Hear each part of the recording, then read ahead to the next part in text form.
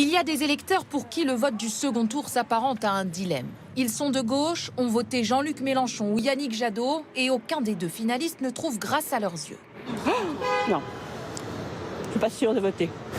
Franchement, là, mon cœur balance, mais j'ai l'impression que j'aurais pas tellement d'autres choix que de voter pour le monsieur qui est en place. Abstention. Abstention, puisque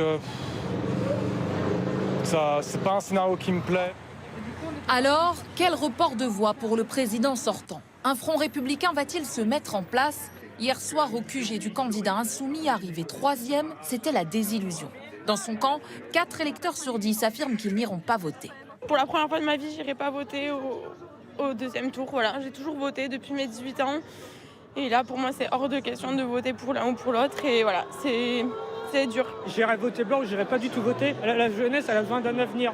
Ça sert à rien d'aller se reporter vers Macron qui fait rien du tout et Le Pen qui ne propose rien. De l'autre côté de l'échiquier politique, Marine Le Pen pourrait compter sur de nombreuses voix venues de son rival à l'extrême droite. Éric Zemmour a clairement appelé ses électeurs à voter pour elle.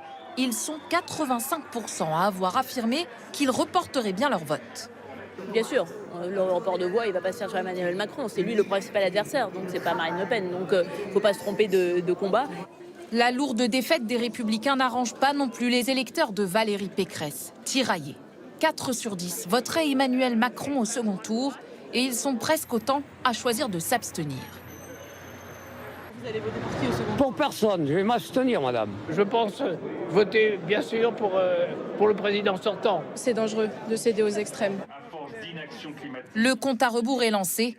Les Français ont encore 13 jours pour se décider. Bonsoir Adrien Gindre. Bonsoir Gilles. Depuis que le président de la République est élu au suffrage universel 1965, jamais un second tour n'est apparu aussi serré.